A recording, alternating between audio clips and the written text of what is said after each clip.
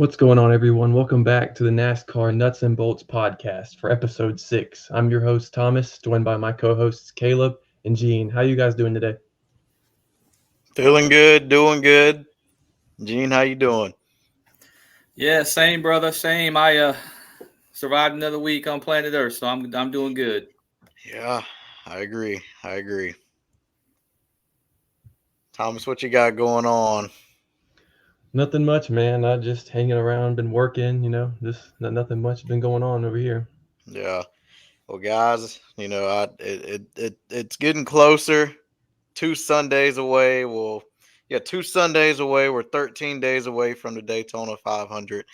We've just wrapped up the Clash, just wrapped up the New Mexico Series. Got the duels next weekend. I don't know about you guys, but I'm ready. I'm ecstatic. I'm ready for it. Yeah. I don't know if I've told the listeners yet, but I will be attending the uh, is it the 65th running of the Daytona 500? Am I right? Gosh, I'm 66. 66. Okay, 66. I had 65 in my mind, I guess, from last year, but I will be at the 66th running of the Great American Race. This is my third year in a row, and I'm super excited, obviously, about that. I tell you, boys, just surviving through the pandemic, and it gave me some perspective, man. I come out of that thing thinking, man, I've never been to a Daytona 500 before.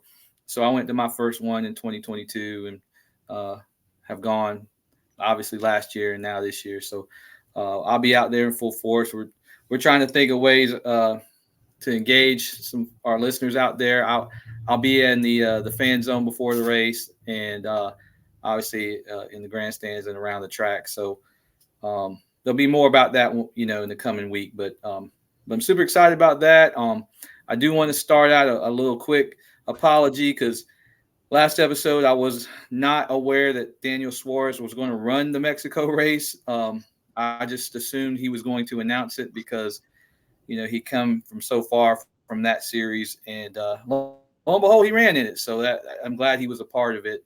And we'll get to that later. But yeah. So ready to dive into the season, boys. I agree. You mentioned the Mexico series. He won that race actually. So I did you watch it? I didn't tune I into it. got it. Yeah, I got it a little. I want to talk about that a little bit in my outro because I watched every lap, man. um, yeah, I got I got a little mesmerized by that thing, to be honest with you. And ended up watching that Saturday night. First of all, I would have bet my life savings, which ain't much, but I would have bet my life savings they wouldn't have got that race in at all when Fox was showing the radar just at the end of the Clash. But they got the thing in, man, and it was pretty interesting. But yeah, I'll get to that a little later. Yeah, I think you're gonna be educating me and Thomas on that one because Yep. I know that's two people who did not tune in that. Well, first of all, I didn't learn enough to educate y'all. Just full disclosure.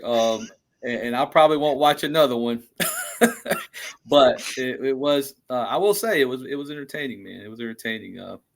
So yeah. Yeah, I was keeping up with it a little bit. I didn't head out there this weekend, but the INEX Winter Series was taking place again at the Charlotte Motor Speedway, and Keelan won a couple races, and a couple other people had won a few big races out there. And I thought that was pretty cool, and they raced around their little roval, what they got around the speedway, and some parts of the infield. So that was pretty nice, and I saw that Mr. Raja Karuf was out there running some laps in the Winter Series, so thought that was pretty interesting. And I also saw today that Kevin Harvick put out a tweet that Fox Sports is airing a Kevin Harvick, I am Kevin Harvick special after following the duels Thursday at 10. So probably gonna tune into that after the duels.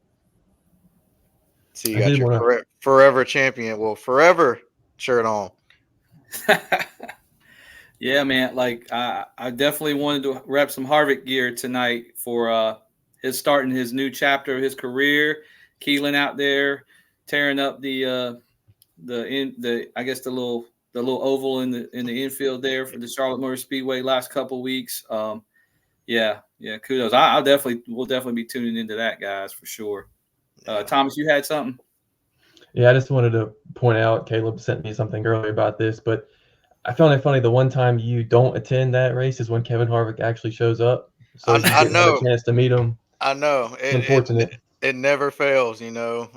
Well, I guess we're talking about meeting drivers. Me and Thomas will actually be at Florence Motor Speedway this upcoming Saturday watching Dale Jr. race the icebreaker at Florence. So maybe we'll meet Junior this weekend. Who knows? Depending. I don't know, man. It's going to be 50,000 people there, but it's always a chance, I guess. Maybe. Maybe. You guys have anything else for the intro? I think I'm good. Nah, I'm good. Okay. So for our racing rundown tonight, just going to recap the Clash. That's simple. So, Caleb, what are your thoughts about the Clash? Did you like it? Not like it? What do you think? All I gotta say is he beat our favorite drivers again. He beat our favorite drivers again. I will say I'm very content with Denny winning it. I'm not surprised. Denny seems like the fastest car the entire weekend. Toyota's unloaded. Toyotas came with speed. Ty Gibbs, phenomenal speed. Proved me wrong, I must say. I did not think he was going to run that good.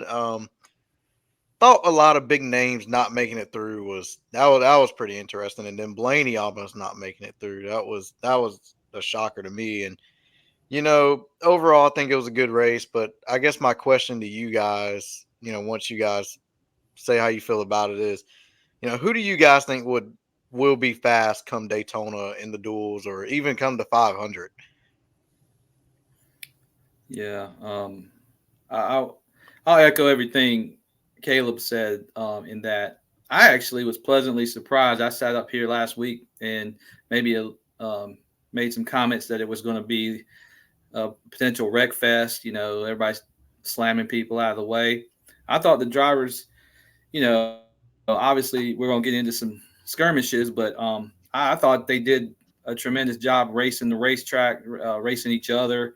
You expect a certain amount of contact at those types of short track races.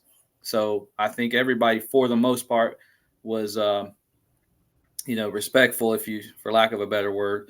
I thought we'll get into this later, but I just applaud NASCAR's decision to move it. I know, we'll break that down a little later, but that was really the only option, boys, to get this race in this week. And then, I am super worried about that Toyota Camry XSE, man. I don't know, guys. That thing looked bad fast on that 11 car and the 54. I don't know. It could be the year of Toyota in 2024 is all I'm going to say. I mean, Christopher Bell showing up and not qualifying was definitely a shock. That's probably the biggest shock for me. But, boy, that Camry XSE in that 11, that thing sailed away and was bad fast. Yeah, I also recall a podcast or two ago how I mentioned the previous Clash of the Coliseum was quite a few wrecks. But my mind was preoccupied with the UNC Carolina basketball game, and so I wasn't really watching the first part of the Clash. So I was surprised how quickly it went without as many wrecks as I was expecting. But once I did tune into the race, as much as I don't like Ty Gibbs, I was pleasantly surprised with him, and I honestly enjoyed seeing him run up front, and I enjoyed it even more seeing him not win. But I mean, the Toyotas were really good, and I'm I'm sorry, man. Just the way you said that, buddy, that just hit me funny, man. But like you said about the Toyotas, they look really good, and I am happy with Denny winning. So I was content with the Clash. I thought it was all right, but I mean, it didn't satisfy my need for racing, though. I mean, it was good, but I mean, sights are set on Daytona for me. Yeah, Thomas, I gotta agree with you. As a Duke fan, about the last second half of that game, I was kind of bummed out. So, I was Mhm. my TV wasn't picture in picture, so I had Duke on one side and the Clash on the other, and I kind of back and forth. Whenever a commercial would come on, I would go to the other one, and then so on and so forth. But once Duke kind of solidified, we're not gonna win this. It was all eyes on the Clash, but I gotta agree. It was good not seeing Ty Gibbs win, but the Toyotas were hauling butt. Yeah. Do we want to just kind of go and tell the listeners what I think Thomas very intentionally brought up that Duke Carolina game because he's an avid UNC Tar Heel fan. Kaleb is a Duke Blue Devil, a Dookie. I would say nobody's talking about the NC State Georgia Tech game where NC State won, but hey, it's okay. I'm a Wolfpack fan, so again, y'all know we're from North Carolina, born and bred. So if it ain't NASCAR, it's ACC basketball, and that's definitely right. probably second best as far as what we do. So, but yeah, I think Thomas tried to slide that dig in. I don't know if you caught it, Kaleb. I called it. I called it. I called it. Well, guys, we talked about the Clash, how we felt about the Clash, but Oh, Kaleb, hold on. We gotta put this thing on the like some sort of race meter. So oh yeah, that's right. we're gonna move on. Let's talk about that real quick. So let's with not necessarily anything we've named yet, audience, but let's each of us go and put this race on the nuts and bolts race meter. Scale of 1 to 10. I'll just kick it to Thomas first, and then Kaleb. But Thomas, what would you rate the LA Clash at the Coliseum, which could be the final one for a little while? I give it a 7 out of 10. A solid. Yeah, won't be mad at that. I'm gonna go at 8. I'm gonna do an 8 simply because it wasn't a wreck fest. If the race flowed perfectly, I think with NASCAR making the call, and then with it was just your short track Saturday night race. That's why I'm giving it an 8. Yeah, I think I will go also with 8 because we did see side by side racing there for a little bit on restarts. I thought it's funny. It kind of there's not a real comp to this, but I mean there's some translatable things. If you look at this race in Martinsville in the fall was probably our best short track race in a while. So this one kind of held serve, if you will, with that. And I'm super excited to see how this kind of goes with this package. So I'm gonna give it an 8 as well, man. So yeah, and I definitely get the 7 too. But a lot of it. Might get an extra 10th or 2 of a point just for moving it to Saturday. Yeah, I agree. All right, well that was all, man. I just kind of wanted to get that out there because we'll do that with every race in the season and kind of see where we get and see if we can get the listeners to participate too. Because I'm interested to see what our race of the year will be as we go forward. Ooh, that's a good one. Yeah. Yeah. Kind of biased, but I'm feeling a Coke 600. If I had to predict, it's probably going to be up there. Yes, I don't know. You're going down there to the Great American Race, so it may be Daytona. Yeah. You may get down there and see Larson win his first Daytona 500. Let me tell you something. Don't say that. Don't say that. If that happens, Thomas, I will be insufferable. You will not be able to deal with me. Actually, we might not even be able to film another episode because Thomas will be so disgusted if I come back and see that, man. That, I don't know, man. That golly, you got him sick to his stomach. You got me dreaming, man. So that's all. I tell you what, if Larson does win the 500, I think you need to get the elite of that one. Forget the ARC. You need to step up to the elite for that one. That sounds like a challenge. So yeah, you might be right, Thomas. That might be my first premier elite. The 100, it was like the $140 version or whatever that thing is now, which it is awesome. Those things are, I mean, when you look Thomas, at the detail. Thomas, he's gonna pull a you. He's gonna get the liquid color elite, the color chrome, gunmetal. He's gonna get all of the above. I will tell you about it a little later. If you remind me, I'll tell you about this little project I'm working on now. I got me a little diecast project I'm working on, but yeah. I just wanted to put that on the meter before we move forward, fellas. Yeah. So diving into our trackside chatter here, we talked about the Clash and what came from the Clash. Talked about side by side racing, and a particular driver did not like that someone moved them up the track and used them up. So let's talk about driver beefs that happened over the weekend. Let's talk Gibbs v. Logano, Larson v. Bubba, or Chastain v. Reddick and Stenhouse versus probably like two or three other drivers. Thomas, I'm throwing it to you. So I saw the list of the feuds, and I wrote down two that interested me the most. It's going to be Gibbs and Logano and Larson and Wallace.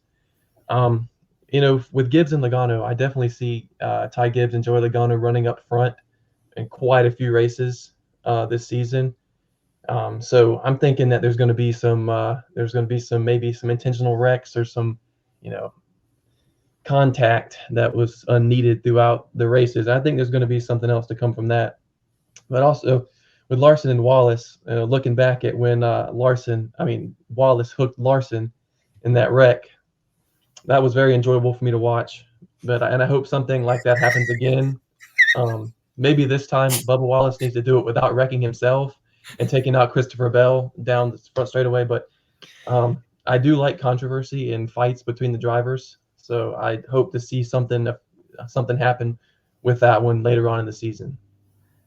You old son of a gun, Thomas. You just want my boy to lock horns with Wallace when he's got a good 60 pounds on my boy. I don't sign off on that, sir. No, sir. That's not going to be a recipe success for Young Money at all. But do you have anything else? Because that's. I say that I want Wallace to wreck Larson again, but to be honest, I don't. Larson's going to be running up front, and Bubba Wallace is going to have to be up front with him, which might not be too often, but you never know. But even if he does wreck Larson once or twice, Larson's going to have a lot more success this season, so it is what it is. Yeah, I tell you, this one's kind of, I don't know why. I'd love to know the why to all this, but something's been brewing with them ever since, I guess, what was that, Vegas a couple years ago? So. Yeah, I don't know what it is though. It's like I remember Larson made a comment in Wilkesboro about Bubba just really being unfairly booed, which I was there and I totally get why he would kind of come to Bubba's defense. I don't know. I've tried to think about this. I'm gonna tell you, as a Larson fan, like that's the last person you want Larson tussling with, just from the whole history of it all. And I thought they got through. Bubba sat out a race. They have mutual friends and things. I don't know. I just don't get why they get on the track and don't seem to respect each other so much. But I'd like to see that in personally, but yeah, it doesn't look like it's going to. It looks like that's going to be in full force. But yeah, that one, I tell you, if I get off of that one, that Logano and Gibbs thing is probably what I'm looking forward to, because I'm going to tell you right now, Joey Logano don't forget nothing on the track, and him going over to Ty's hauler and being as calm as I can see Joey. Joey was obviously upset, but he was super calm. And when Joey Logano tells you, that'll come back to you, or something, you got something coming, I would be worried, because that guy will get you in the most inopportune moments. You ask William Byron at Darlington, he gives no F's on the track, and that's part of why we love him. He's earned the right to be that way based on his accomplishments. I like Joey Logano. I'm a Joey Logano fan, to be honest with you, just the way he is. And he's super nice off the track. You never know. that this guy is an absolute bulldog when he gets strapped into the seat. But that one ain't over, boys. I mean, you saw him a couple weeks before Martinsville last year. You saw him at Martinsville. We all three were there to witness that in the fall playoff race. And then no sooner than we get two actual races away from that, they're beating and banging again. Oh yeah, this is going to be the one I think to watch. And then the other one I had on my notes is Chastain. Is he back to the normal Ross Chastain that we know and love? I mean, like, what are you guys' thoughts on that? I need to know, because to me it seems like he lost a lot of his mojo when he kind of toned things down last year after Rick Hendrick's comments, and I don't know if he got his mojo back until the Phoenix finale race. But if Ross Chastain is back, so to speak, man, I'm here for that and the Logano. Yeah, I put down Chastain, Reddick, Larson, Bubba, Gibbs, and Logano. I gotta add onto the Chastain one right quick. I don't think it ever left, and I think you hit it on the head when you talked about, Chastain at the Phoenix finale. We saw how hard he was racing Blaney for the win, and and I mean, you could say he wasn't even racing for anything or anybody. I mean, he was racing for the win, but most time, teams would tell you, get out Blaney's way, get out the driver's way, let this man go win, and he didn't do that. He didn't back down, and Blaney put the bumper to him, gave him the finger and everything, and he still didn't back down. So I don't think he ever lost it. But with him and Reddick on the track, I think that, to me, that personally was just a racing deal. I think that was a racing deal. I mean, should two penalties for Ross? Should it be two penalties for Ross because he admitted to intentionally wrecking two cars? Maybe. If NASCAR is trying to be consistent with throwing penalties, but I don't see why. But then I see it on Reddick's side where he saw an opening and he took it, and I don't fault him for that. And Ross slammed on brakes, it appeared. So I don't. To me, that was just a racing deal. I saw an interview with Larson where he said he wasn't trying to spin Bubba out. He was just trying to get him back. But, I think Larson, is just kind of trying to cover his tail on that one. But that's just me on that one. But the one I wanted to discuss was the Gibbs v. Logano. This has steamed from Roval, Vegas, Homestead, and Martinsville. I think Joey has been patient with Ty. He's given him 4 or 5 chances at these races. I think he's let Ty slide with Ty sliding up in front of him, cutting them off, and he spent 3 weeks pissing off Logano, shaking the hornet's nest, and now I think he's about to get bit like he did at Martinsville. And Joey said he's using me up with history he's had with me, so I'm with you. He's got some more coming. I definitely think he's got some more coming, and I think Joey was being patient because he knew Ty was a rookie because he was once in that position. But I think Ty is getting a little bit big-headed with Joey, and now Joey's going to show him, hey, you want to run with the big dogs? You want to race with the big dogs? I'm going to show you the same way I learned. So yeah. I'm here for a Penske-Gibbs rivalry, the continuum of a Penske-Gibbs rivalry. So I'm all for it. We need more like that. It's good for the sport.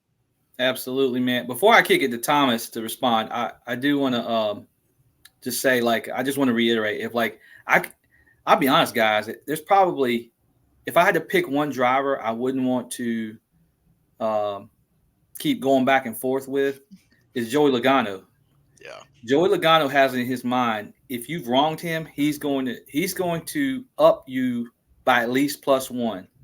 Yeah. So I can't wait to see what's going to happen next. And it's probably not going to be a Daytona or anything like that. These guys are smarter than that. But the next short track we go to, man, it's going to be on. And he is absolutely, in my mind, the one guy I don't want to get in those entanglements with. He's been through battle after battle after battle. He doesn't care once he reaches a certain point.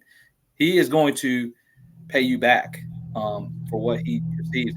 And again, I will reiterate, he demands that respect based on his career. Like, you got to give it to the man. So yeah, I just think that's probably the hottest one coming out. The one I did want to mention that we talk about a little bit. Maybe Thomas, you can cover it too. Was like, did y'all see Stenhouse at the break go and get out his car and pull the window net down off of John Hunter Nemechek? Yeah. And you don't see you see a lot of talk, which is fine, but it almost appears that he grabbed his helmet as he was talking to him. Yeah. Like right here in the where the visor comes up. Yeah.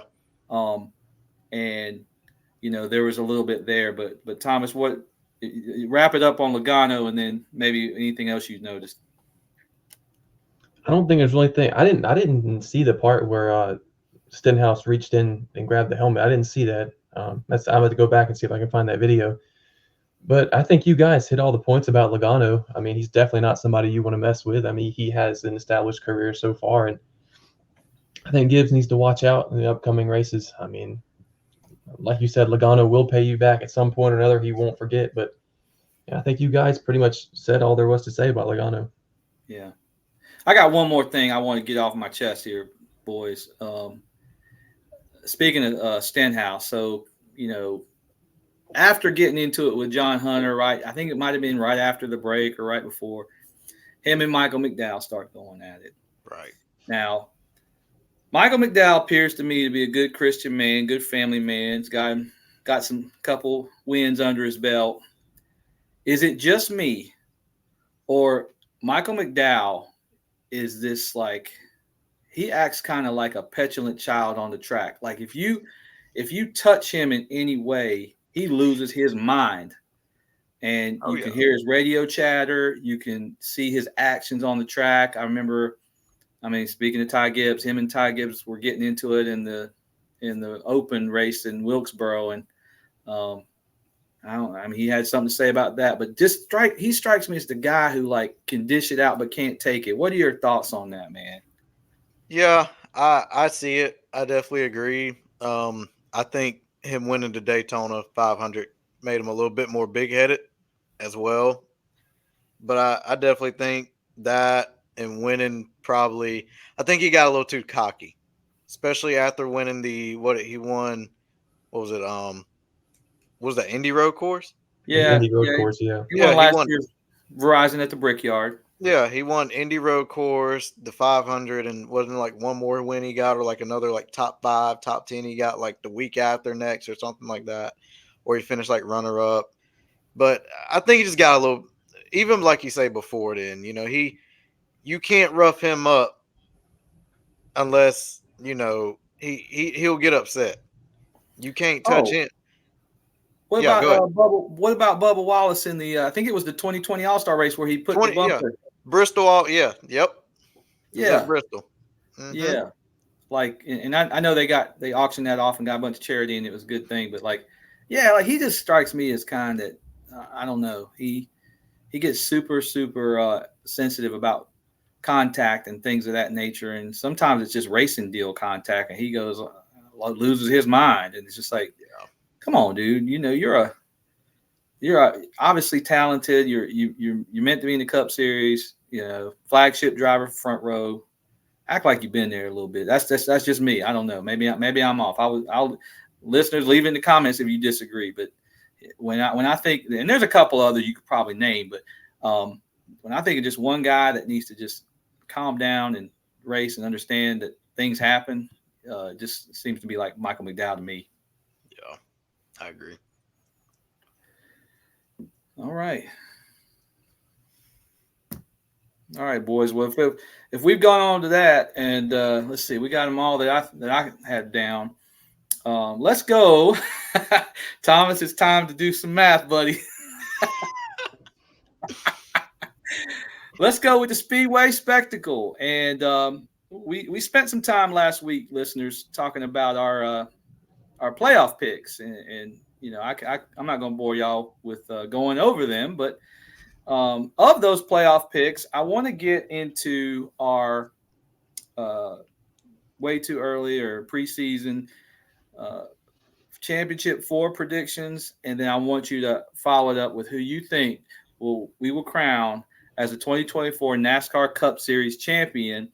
I tell you, I'm gonna kick this off because I want to tell y'all right now who my championship pick is going to be. And Thomas, get your trash can handy. Get your trash can handy nearby. So I'm going to go with my championship 4 is going to be this, fellas. It's going to be Kyle Larson. It's going to be Denny Hamlin. It's going to be Christopher Bell for a 3rd consecutive time. And that one might cause a little bit of controversy because I'm not sure everybody on this pod has Christopher Bell in their top 4. I think he's the most underrated driver on the circuit right now. And I think he'll be back. I think that brake rotor really, is going to motivate him all season. And then my 4th championship pick is going to be Chase Elliott. Chase Elliott with the bounce back. So what that does, and I know what that does, and I'm not fond of this, and in some ways I hope I'm wrong, I guess, but that leaves William Byron in a slump season after his breakout season, and I hope I'm wrong on that, but I just think, and I know he didn't show it necessarily in the Clash, which that's not even something to look at, but I think old Chase Elliott reminds everybody who he is this year, and he gets in the championship 4 again. Now, for my driver pick for the championship, I am going with none other than your boy, Thomas, Denny Hamlin. Denny Hamlin gets this done in 2024. This is his year. I know I said it last year, Kaleb. I know I said it last year. I know I said it all through the playoffs. But I'm telling you, if I felt it that way last year, I feel double this year. And I hope I'm a little wrong because obviously I'll be pulling for Kyle in the championship finale. And I kind of threw you off. I was hoping to throw you off, Thomas. Thomas, tell me, did I do? Yeah, I do you did. You did. You definitely threw me off. I mean, I thought for sure it was going to be the obvious answer, but it wasn't. And I'm pleasantly surprised with that. Listen, man, it's the year of Denny Hamlin. It's the year of I beat your favorite driver. I'm telling you, man, it is his year. He gets it done. No more talk about best driver never to win a championship because Denny Hamlin gets it done in 2024. I feel it, fellas. What you got? So I'm going to have to agree with you on 2 of the picks, and 2 I have are different from yours. So I'm just going to go ahead and get the 2 that I agree is going to be Larson and Hamlin. I have both of them in the Final 4. And the 2 different drivers are going to be Joey Logano and Kyle Busch. I think those are the other 2 drivers in the Final 4. And for the champion, I'm going to have to say Joey Logano is going to get his 3rd championship. So, wow, man. What an idiot I am. I didn't even put a Penske. Like, man, I knew I was doing it, but somebody's got to get made fun of at the end of the year. Might as well be me. But yeah, Joey Logano, I got you. And so, well, hold on, just to recap, because I may have when I heard Logano, I started to think, oh God, I done messed up. But you got Larson, Hamlin, Logano, and Blaney. Busch. Busch. Kyle Busch. My bad. Sorry. That's a good one. That's good. All right, Kaleb. Well, I thought about Christopher Bell. I thought about William Byron. Of course, with the obvious, I'm throwing Chase Elliott in that championship 4. I think the kid from Dawsonville has a lot to prove this season. I don't even think he has a lot to prove. I just think it's a redemption season, and he's going to come off with a bunch of wins. And the fact that he's won at 5 of those tracks in the playoffs, really, I think he can go to any of those tracks and get it done. My second person then will be none other than Mr. Joseph Logano. Joey, can catch fire at the end of the season. He's always good at Vegas, and he's basically he can show up in the round of 8 and just win it. And I think him being eliminated in the first round of the playoffs, that was unnatural to him. I think that'll put a fire under him, and I think he's looking for that redemption. So third, I have no other than Mr. I beat your favorite driver again, Denny Hamlin. Denny Hamlin can show up anywhere and win. He can win anywhere in the playoffs. He can get it done. Simple as that. Lastly, this one was kind of a toss-up. I thought of Seabell. I thought of William Byron. I even thought of Kyle Busch. But my last spot for the Final Four will be the driver of the team 2311, Mr. Tyler Reddick. I'm going with Tyler Reddick. But my champion, I have to agree with Thomas, will be the 22 of Joey Logano. It is an even season year, so I'm going with the 22 and 24. Boys, can I go ahead and change my pick already? I hate to be that guy. I done bumped my head again, guys. No. Don't change it from Denny Hamlin. No. I'm Denny all the way this year, as I was last year, and we'll be until he wins one. Let's be honest. But I'm going to go with. I hate to do this, C-Bell. I'm sorry, buddy, but I done bumped my head. It is an even year. You're totally right. It's got to be Joey Logano and I just got done talking about Joey Logano. What a dummy I am, man. God bless. Anyway, all right. I'm going to go Larson, Hamlin, Logano, Chase Elliott. Still Denny Hamlin gets it done. But, hey, you guys are strong on the 22, man. It's going to be like 3 years in a row for Penske. I told you since they won it at Phoenix, I think they can go back-to-back. Two-back. You did say that. I think they can do it. Man, that's domination, though, boys. I mean, I'm looking. I mean, I know this was an exhibition race. I'm looking at Penske's strength. Blaney started at the back of the field and got a podium finish. Joey ran top 5 the entire race. I just think those Penske cars are going to be tough to beat coming off a 2 championship seasons at that. And not saying Denny's not going to be strong because, Denny got the pole and won the race. And not saying Chase isn't going to go up there and win because, I mean, I think that's just going to depend on Chevy and Hendrick's speed. But I just think it's something about Logano. Him and Paul Wolfe or Ty Gordon, they always have some kind of piece that they can put in that puzzle and get right at the right time. Yeah, it's hard to pick against that, man. I tell you, I thought for a minute there we were gonna have 3 different championship winners, but hey, you guys are strong on Logano in 24. I hear you, man.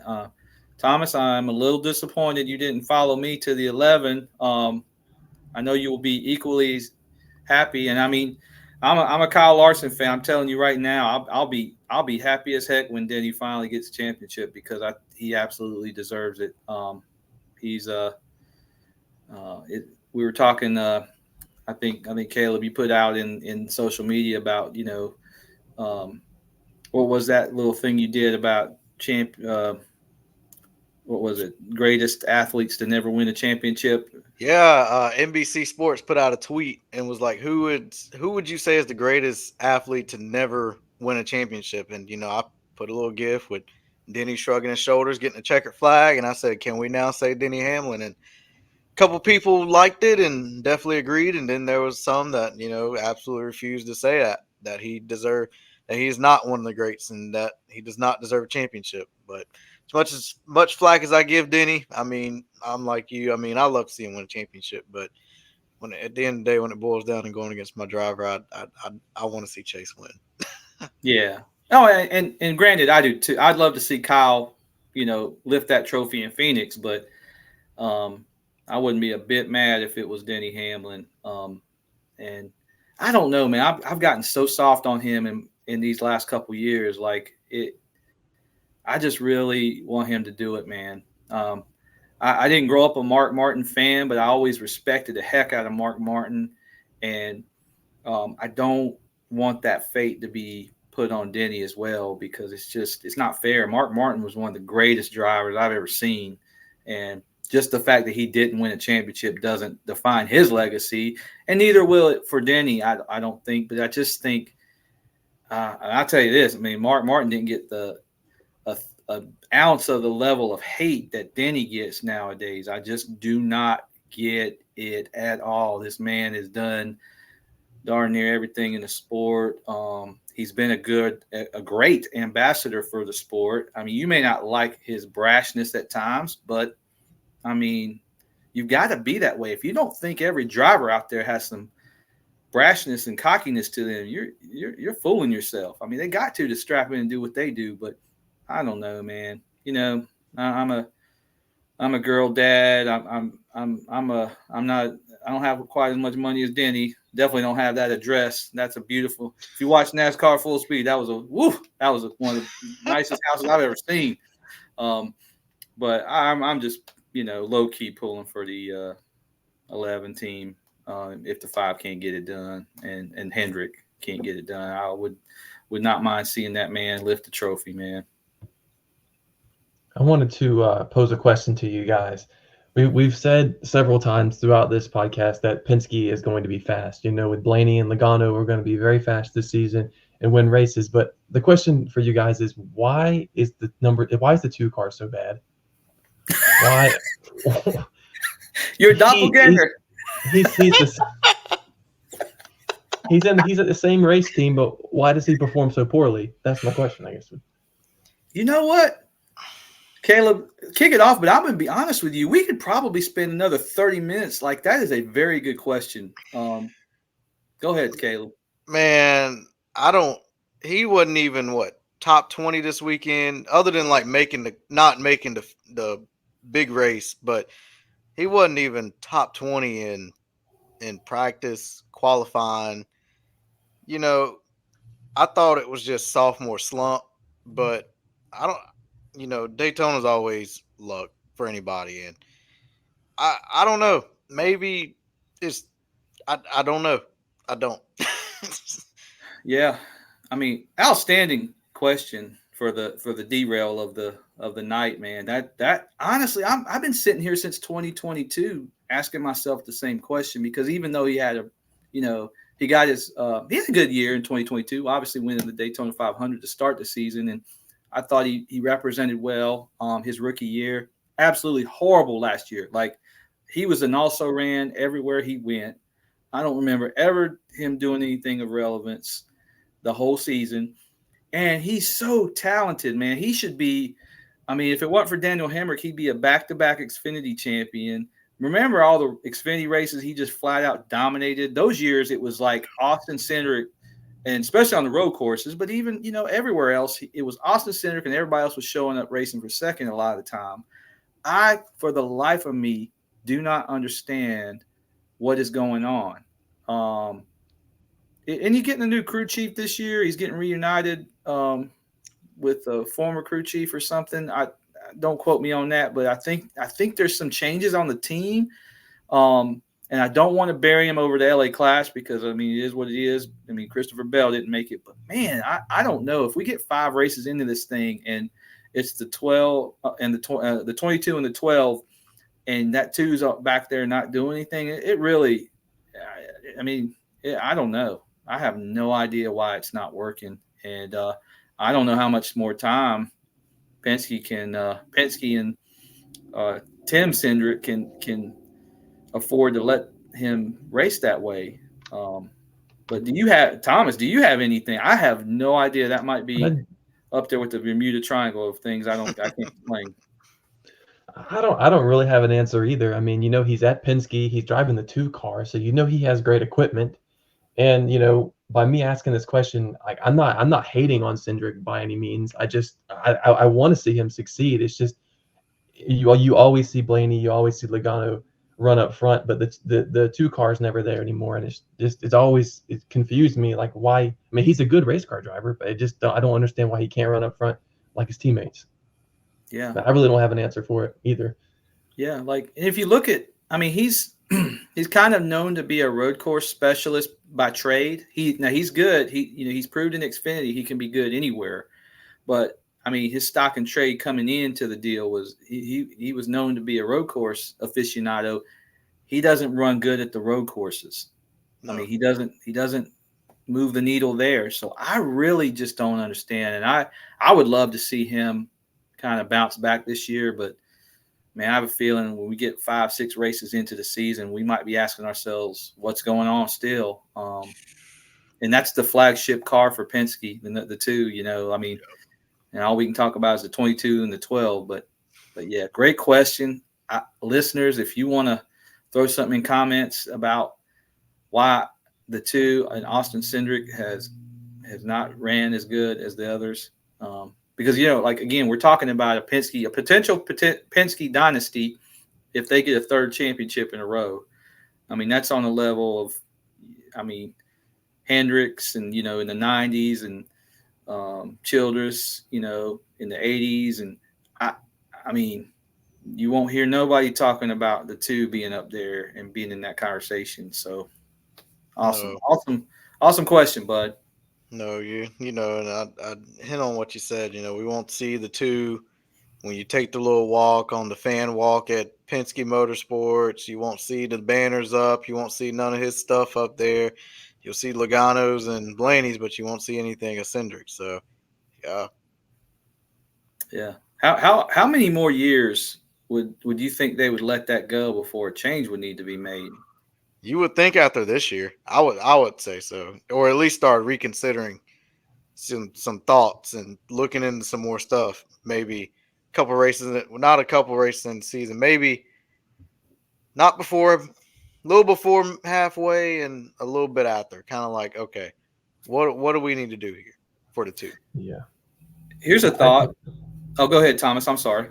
I was just going to say that I think the decision to maybe find somebody else should have already been made, but I think him winning the Daytona 500 bought him some time, and they didn't want to kick him out after that, obviously. But I mean, I think that now is the time. Okay, but my question is, so who would you put in the 2 car?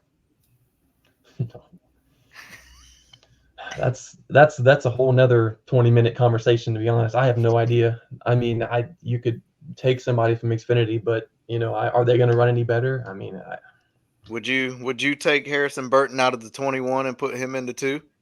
Just as bad. There's no point.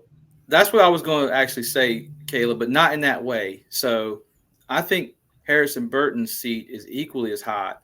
But like if Austin Cindric runs like dog mess this year, like is there would there be like he might get a longer leash in that, like, let's move him to the 21 and it's last chanceville in Wood Brothers, and then get you that next up and coming driver in that 2. I think I could see that, because you could probably in your mind make a case for, could Austin Cindric run that car better? Maybe, I don't know. But yeah, I don't know. I almost think like if he ran bad again this year, they'd give him 1 more year just because of the family ties to it all and his obvious, talent somewhere. He's shown that. But I could see also a scenario where if they're going to take Harrison Burton out of that car after this year, you slide him over and then whatever. But I don't know. Is there anybody coming up that's really lighting it up and making that decision easy? Probably not. Keelan Harvick. Put him in the 2 car. Yeah. Keelan Harvick, Brexton Busch. But waited for years, but Gordon, Jeff Gordon's already trying to recruit Brexton Busch to Hendricks. So really, oh yeah, it was in a YouTube video with Kyle Busch and Samantha. I do. Yeah, I saw that. And and I think Kyle said he was with KBM at the time. Yeah. I remember that now that you say it, but yeah, I think, and we're talking years down the road, but yeah, I think Hendrick needs to be looking at the next crew of drivers, and Keelan Harvick and Brexton for sure. You can't get no better pedigrees than that. man, you got me thinking now. That's probably what I'll be thinking with after we end the recording is like, what is going on with Austin Cindric? Absolutely, man. Great derail, unofficial derail. Do you guys have anything else to add before we move on? Nah. I'm good. Okay, so for today's fuel for thought, with the bad weather in LA this weekend, did NASCAR do the right move by moving the Clash to Saturday? Kaleb, what do you think? I think it was a great move. I'm biased anyway. I definitely think any short tracks race needs to be held on Saturday night, especially if you're gonna have a short track Saturday night race. I mean, it's kind of a no brainer on why you would not have it on Saturday. I personally wish, and I'm sure a lot more NASCAR fans will wish that NASCAR did have more races on Saturday night. It would be a lot more convenient, I think, and I mean, I don't see why not, especially having a short track, where you got short track tempers, the track's hot and, drivers are excited. So why not? But, and moving the Clash to Saturday was a really great move on NASCAR. The drivers seem to really love it. And while we're on that, I think, of course, moving the Clash in general is also on the table. And I'm sure we all just seen the last race at the Clash or at LA Coliseum. So, overall, I think it was the right move, and it was a really good move on NASCAR's part. Yeah, 100% agreement. I alluded to earlier in the pod that it was the only decision NASCAR could make. Now, if they did not get that race in Saturday evening, it was not going to happen, or it didn't look like it was going to happen until at least late Tuesday, maybe even later that week. And I think, but here's where they're getting a little bit of flack I want to talk about real quick. So, listen, I feel for the people who were just flying in that Saturday to attend the Clash Sunday, and they're up in the air, flying to LA, get off the plane and realize, oh, the race is going on now. Boys, I was out with my family, I want to say about 3-4 o'clock in the afternoon, away from home, getting stuff done. And I look on my phone. That's when I texted y'all. And I was like, oh, my Lord, the Clash is going to be tonight. And there's all this rearranged. And I said, man, I got to get home. So there's been some debate on, when NASCAR had those discussions and why they didn't put that out there sooner. But I don't think you can go in too hard on NASCAR. That's an impossible situation to win.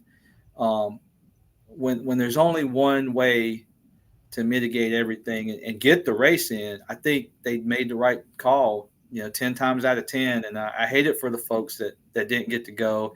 Listen, let's be honest. It's not a win for NASCAR. They lost money on this, all the money that they paid for these singing acts to be there that didn't get to perform. I mean, it's not like they're going to give money back. I mean, y'all saw the grandstands. I mean, it was rough. I mean, it was, it's not anything where like NASCAR is like, oh, we're gonna do this to save ourselves. No, there's no winners, I guess, from a business perspective, but it's just the only way to do it for us fans. And I feel like that's why they did that. And you got to applaud NASCAR for that. I'm sorry, Thomas, what you got? I agree with both you guys. I think that it was a great move to move it to Saturday. I mean, it's better to have it early than to never have it at all. And I think having it Tuesday, Wednesday, or whenever they were planning is even more inconvenient than having it on Saturday.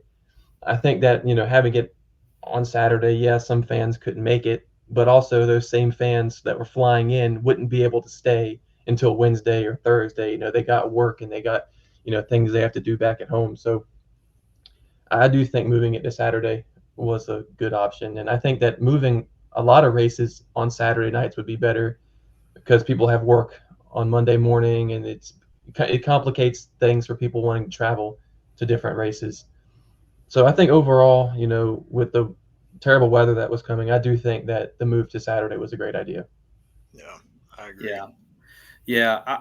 I do want to bring this up boys, because I mean, I may be more sensitive about this than y'all, but like, I know the Clash is not going to be in LA next year. I know that the Fontana short track's not going to be done till at least 2026.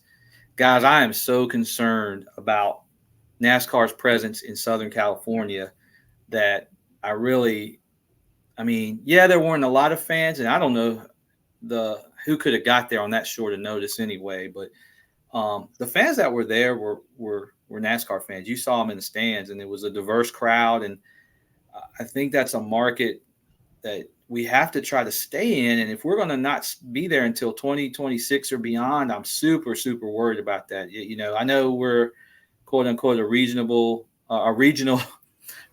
sport in the Southeast, but I mean, we've had quite a presence there in LA market for, since 1997 when the Fontana track opened. And there's been some great races at that track. I know there's a car culture and a motorsports culture in Southern California. And now those folks have to rely on Phoenix, Vegas, and Sonoma. And those are long drives. So second biggest market in the United States. I don't know if we have a good plan for the LA and Southern California market for the next couple of years. What are y'all's thoughts on that? Does it concern you like it does me? I think, with Auto Club now being demolished, I just think with the racing that it produced with the next gen car, I hate to see it go. And for them to be making it Loudon on steroids, but pretty much I don't see why we're doing that, why that needed to happen. The proof was there the last 2 years with the next gen car. I don't know. I mean, it's a bummer. I mean, as much as with us being on the East Coast, yeah, we would love to see more tracks here, but where NASCAR and the racing is being produced, I don't why take something away when it's working. That's my thing. Yeah, Thomas, what you got? I still think that getting rid of Auto Club was a big waste of a track. I mean, now that Auto Club's gone, there's really nothing special over there anymore because we're going to leave the LA Coliseum and Auto Club's gone, and I guess they're making a smaller track, but that's not going to be anywhere as good as racing as Auto Club was. And so I think it is somewhat of a problem that we're going to lose the audience on the West Coast, but I don't know, maybe NASCAR will come up with something in the future, but as of now, I agree it is in trouble over there. Yeah. I hate it for the fans too. I mean, they may not be as plentiful here as in the South, but there are some diehard racing and NASCAR fans in that area. And I do feel sorry for anybody, any area that and they lose a track or if they lose a race date. We all know how that feels. Even if you just want to count All-Star race leaving Charlotte, I know that hurt my feelings a little bit, before it came back to Wilkesboro. But losing it to Texas, per se, that was rough. So, yeah, that was just all. I just wanted to RIP the Southern California market for now, man, because, I mean, I feel the pain. And I enjoyed – I wanted the Clash to be more successful than it was from a business and fan perspective. I will mourn the losses there and hope we can get something back in the mix soon. I did want to point out that, with the Clash being moved to Saturday, we got to get rid of the concerts. I think that was, from my opinion and my point of view, I think that was a good thing. Yeah. Racing.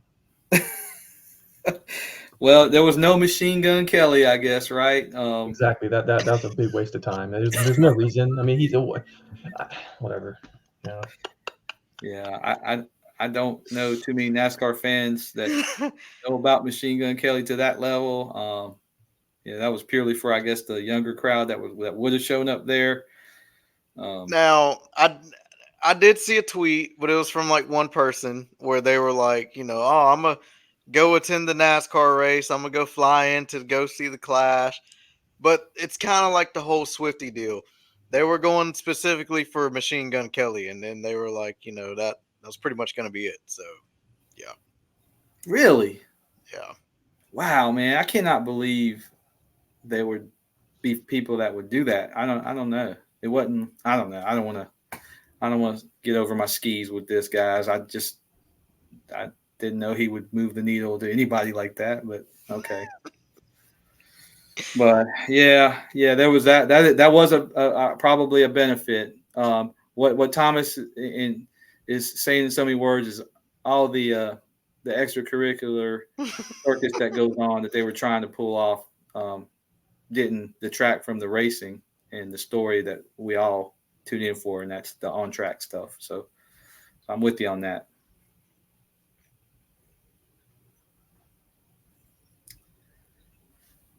All right, I guess that takes us almost home, right? Yeah. Okay, what we got here? Yeah, I want to talk a little bit on the outro about the Mexico racing. Again, guys, I'm not gonna bore y'all. Listen, I watched the whole thing. I did. Yeah. I did. Educate me. Give me play-by-play analysis. Well, first of all, they I think there was a little bit of a mess on the programming and with all the move that NASCAR did for Saturday. But so I start watching this thing, and the cars look pretty interesting. They're a little smaller. Obviously, they don't have as much horsepower and stuff. The door numbers were slid to the front, like traditional NASCAR Cup Series cars. But have you ever seen soccer being played in Mexico and in Europe, and they've got like all these advertisements on the soccer jersey, Yeah. front, back, so that was kind of like that. So I started watching this thing, and first of all, I learned after the pod last week that Daniel Suarez was going to be in it. So I'm thinking to myself right now, I'm thinking this could be the worst thing that Daniel Suarez could have chose to do. If I was him, I would have just announced in the thing, because it's almost felt like it was beneath him to be in the race. But then on the flip side of that, you start thinking about what he is to the fans of racing in Mexico. That's how he came up. It's a great story. Pretty much came from nothing. He wasn't born into some racing family or anything. His parents, supported him through this dream, and he made it. Right, he's at the top of the sport, and I'm thinking, okay, if you go back and race this race, you're racing against guys that race this weekly series, right? And they know the cars, and they're gelling with their team, and you've got to put some team together. You don't know the cars. So, but you got to win the race, because if you don't win the race, there's so many question marks about Daniel Suarez moving from 2024 and beyond, in my opinion, to where like it's almost an impossible situation. Show up, kick everybody's butt, win the race, or be clowned about it. That's the way I was looking at it when it started. And he did not have the fastest car, but he showed in that race his talent, I believe, and he showed who he is. And when he won and took the checkered flag, it was you could tell for the people that stayed and the fans that were there, that was a huge moment. So I was enthralled by it, man. It was good racing. It was good, respectful racing, like, on the level of the Clash, or maybe even better. I enjoyed watching the cars. It was a short little race, but again, I enjoyed it. I thought I would, actually. I typically enjoy more looking at different forms of racing, even though I don't watch them as intently as I do NASCAR. But yeah, I enjoyed it. I loved it. I probably won't ever watch it again, to be honest. But yeah, it was cool, and I'm so glad for Daniel Suarez that he won, because again, I just thought that's a huge gamble in my opinion. What do you guys' thoughts on that? Yeah. It's good to know, considering I did not watch it. Just seeing stuff on social media about it, and I did not know that race was following like the Clash, like literally like right after. I had no clue, but because like you say, once the Clash went off, it went straight to basketball, to like a D2 team. So, so that was good to know and good to see on IG with Suarez winning that. So that was pretty cool. Yeah, they picked it up on FS2, and I think they ended some programming before, like, it wasn't a perfect seamless transition, in other words, but they did air it. Yeah, Thomas, what you got? Towards the end of the Cup race, they were mentioned several times how imminent this rain was, and how they needed to hurry up and get the Cup race over with. And I was thinking, there's no way that they're going to be able to get this race in after the Cup race. And of course, I didn't watch it. I went to bed after that. But anyway, I'm glad to hear that it was a success and that fans enjoyed it, and I'm very happy for Daniel Suarez. I think from what you explained from it, it sounds to me like it was a success, and so I'm happy that they were able to go out there and showcase their talents. Yeah. The Mexican Americans in that area, I felt like they showed up. They supported that series. I don't know this, but it seems like that is programming that is shown in Mexico, and on it's not just this series that nobody's ever heard about there. So I don't know, man. It got me thinking, like, between that and Canada, the Canada series. I'm not saying we'll get a driver ever hit the Cup Series like Daniels did, but it'd be cool if it did, and I definitely could see the value of NASCAR getting behind these efforts and sanctioning them, and definitely I enjoyed it, man. I would give it if I gave the Clash an 8, I would give that a solid 7, and it was worth watching. If you're bored this week, you can go back and kind of peek at it a little bit. But yeah, I just wanted to. I kind of. Oh, and I want to ask real quick: did they didn't do any EV exhibition because of the inclement weather stuff going on, right? Good. Yeah. Well, honestly, that's like God saving NASCAR from themselves, man. I think. Yeah, exactly. I don't know that we. I mean, we did communicate how concerned we are with what that effort was, but even having the week to think about what we even said, I'm not sure that was going to ever be a good idea. So that might be the good Lord saying, NASCAR, go sit down, because y'all are doing too much, and this is not going to work. I'm sure NASCAR is going to try to find a way to squeeze it in somewhere, some way, somehow, just to see some way. Yeah. Can you imagine them rolling that out in Wilkesboro before the All-Star race, and that crowd? Oh, that crowd would light them up. I was about to say, you mentioned the folks booing Bubba, man, and how bad they were to him. Just imagine they rolled that electric car out, man. They might actually riot. I was just about to say that. You know what? I was just about to mention Bubba Wallace and how he was booed. Yeah, you know what? I hope NASCAR does that, because for once you give Bubba a break. Like, yeah, you don't deserve that. That might take the heat off Bubba. Just throw an EV car out there going, running around, running around Wilkesboro, sounding like a lawnmower or whatever it's gonna sound like, or a drone. It might even sound like a drone. Yeah, that's more like it. I think a lawnmower will have more horsepower than that will. They might put some Bluetooth speakers in the rear bumper and play some car noises as it's going around the track. Man, play some Gen 4 NASCAR sounds going around the track. You alluded to that last week, man, and it's kind of comical to talk about. But if they would have piped in real horsepower noise for an EV series, that would be just so typical of the world we live in right now. That would, man. Just everything's fake as a snack cake, man. Yeah, nah, no thanks. Leave them things at home. Yeah, if you want to, I don't know. I don't know. Yeah. Glad we didn't see that, man. Glad we didn't see that. Yeah. So you mentioned the Mexico race following the Clash. So some news came out today with NASCAR Roots, where they have officially changed their name from NASCAR Roots to NASCAR Regional, where they are combining the ARCA Menard Series, the Whelen Modified Tour, and the Advanced Auto Parts Weekly Series. No really change to the racing, just changing of the name from Roots to Regional, from what I've gathered from it. Don't know why they did it, but I guess just to get everything together. Yeah. Thomas, what do you think? It kind of sounds like marketing ploy, but if they're not changing much about it, right?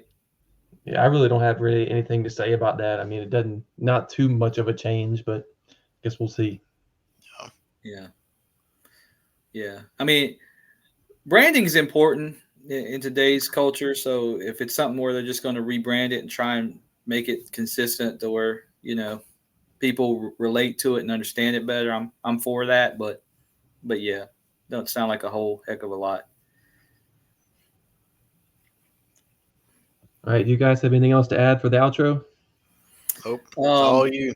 Yeah, no, what you got for us, man?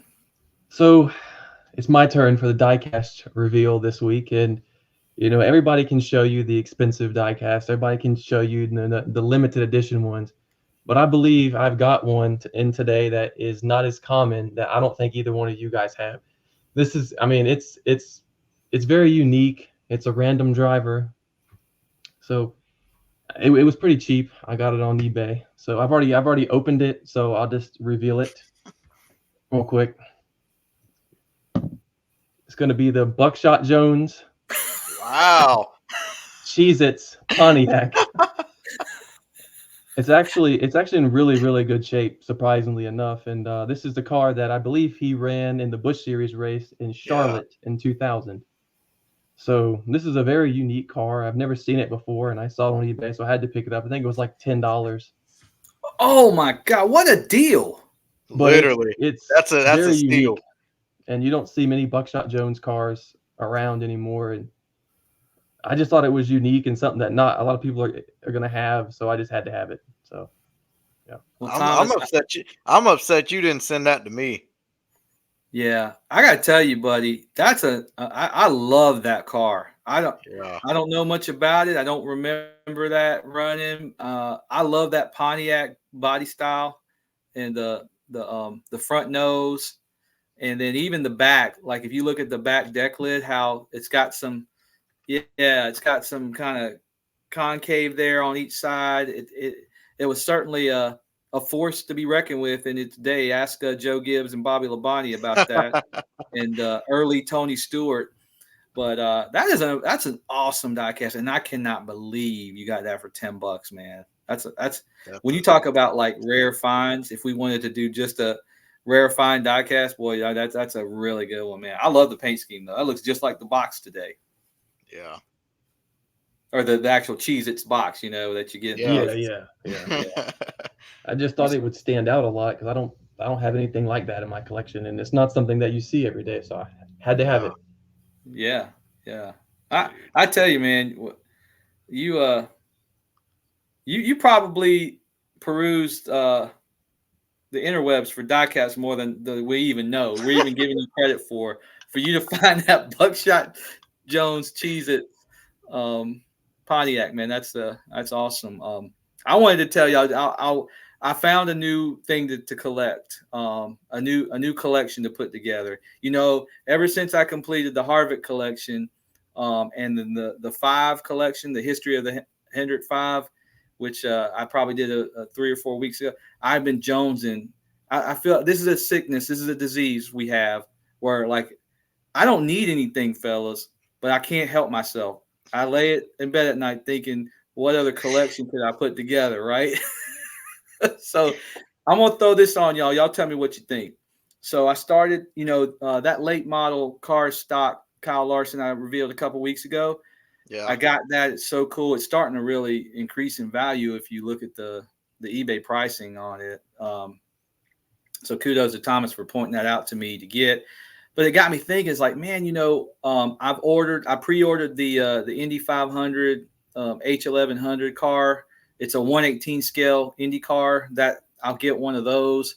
And it just got me thinking, like, man, it'd be cool to do a collection of Kyle Larson cars of all the different kinds of cars he drives, right? So dirt late model, wing sprint car, Xfinity truck. I got the North Wilkesboro truck win. It got me thinking, right, boys? It got my mind thinking. It's like, so I came up with 8 different types of cars from everything from all the National Series cars to I guess. Well, I just thought of a ninth one. I guess I got to find a custom ARCA car or something.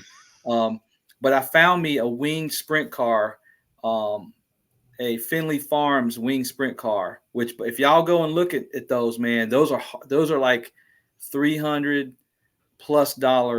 diecast. They're 1/18 scale. I found a guy local who had one, and he put it up for sale for very cheap, considering. So I'm gonna pick that up this week, man. I was about to say, I hope you sent him a message. I did, in a sense, I did, but I'm gonna pull a Kaleb and go actually pick it up because it's in the greater Charlotte area. But man, I'm super excited about getting that because I've been eyeing one of those for years. And this is that, like, I think they released a Knoxville Nationals one that sold out like instantly in 1/18 scale. But this is the one where he went on that tear in 2020, the white 57 Finley Farms JVI Group 1/18 wing sprint car. So I'm super excited. But that's what y'all think, man. Y'all think that'd be a worthy collection to put all those different kinds of cars up there for my boy Thomas? I think so. I think it's a great idea. I mean, any excuse to buy more diecast and any excuse to put together more collections is a great one. So I think that's a good idea, even though it might not be for my favorite driver all the time. I do think that that's a good idea. Yeah. Well, and then it got me thinking, like, last week Kaleb said something about not having a Chase Elliott truck yet, and it got me thinking about you, Thomas. Like, you could do junior stuff, and what he. I mean, even if you could find that Indy car, that iRacing Indy car he did in the because he raced an Indy car for iRacing during the pandemic. I don't know. It just got me thinking of different ways you can collect your favorite driver. But anyway, I'll let you know how that goes, man. Yeah, Thomas has tried to convince me, like you, to collect all these Chase, schemes that are out here in the world. And I told him, I was like, that's a lot of money, Yeah, oh, yeah, for sure. Yeah, but you could go like midget car. You Yeah. could go wing sprint car. You could go truck. Yeah. I just think about it, man. When you got an idle mind, just think about that, man. Not to say I've already, started to get the snowball derby car, FR8, the Jimmy win just came. Well, the Jimmy throwback scheme just came today, so it's. Well, you gotta get through your Darlington throwback collection. You gotta complete that first, I'm sure. Currently sitting with 2016, 2018, 2019 in the watch list. 2017 seems to be no existent, other than like a couple signed ones, but that's about it. And is that powder blue one? It is. Yeah, that's a tough one to find. There is two collections right now that I'm starting to do. The first one is going to be all of Junior's Talladega wins. I've got a lot of them so far, but I'm still missing quite a few. And the next collection I'm doing is like the race pins, like the pins. I'm getting those for like some of my cars, like up here in the case. I got one for Dale Earnhardt's last win. I got the Winston 500 pins. I'm thinking about doing like race pins for certain cars, and so those are relatively cheap. So you can find those on eBay, and I'm starting to do those for certain races. So. Yeah. I started, well, not really started, but I'm definitely thinking about putting some checkered flags up with the race wins. I know a couple cars I've got, they come with them. That Junior Daytona win came with one, and the 2013 Gordon Martinville came with the flag also. But you said getting Junior Talladega wins. I think I'm gonna pull the plug and go ahead and get that Dale Jr.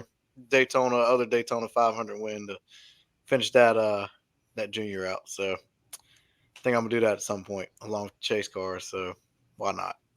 Yeah. While we're on topic of Junior, real quick, boys. Last night I was watching YouTube videos, racing YouTube videos. You ever do this? You ever like fall asleep on one, and then you wake up and then something else is playing? But it could be related to whatever you were just watching. So I was watching something. I fell asleep on it. I dozed off for a few minutes, and I woke back up, and it was the 2004 Bristol night race. It's Bristol, baby.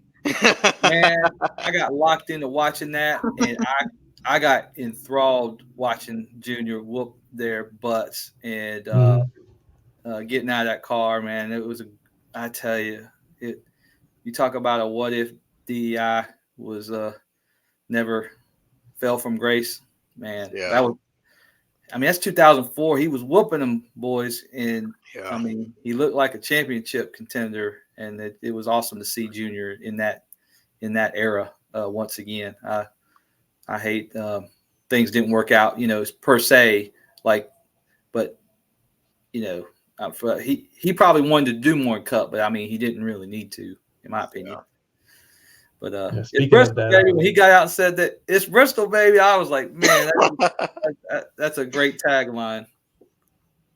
I've got that Bristol race win sitting over here in my case. You can't see us off camera, but I've got that 2004 Bristol win right there. That's one of my favorite cars. Yeah, I don't say that's a top fiver for sure. Yeah. All right. Well, you guys have anything else to add in the outro? I'm pretty good. Nah, yeah. All right.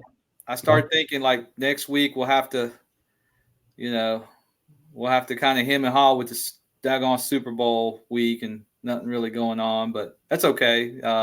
One step closer to Daytona, man. So That's right. looking forward to talking to y'all again next week, man. But go ahead and take us home. Yep. All right. Thanks everybody for watching. You can find the NASCAR Nuts and Bolts podcast on YouTube, Spotify. You can find us on Instagram and TikTok. We appreciate you guys watching. We'll be back next week for episode 7.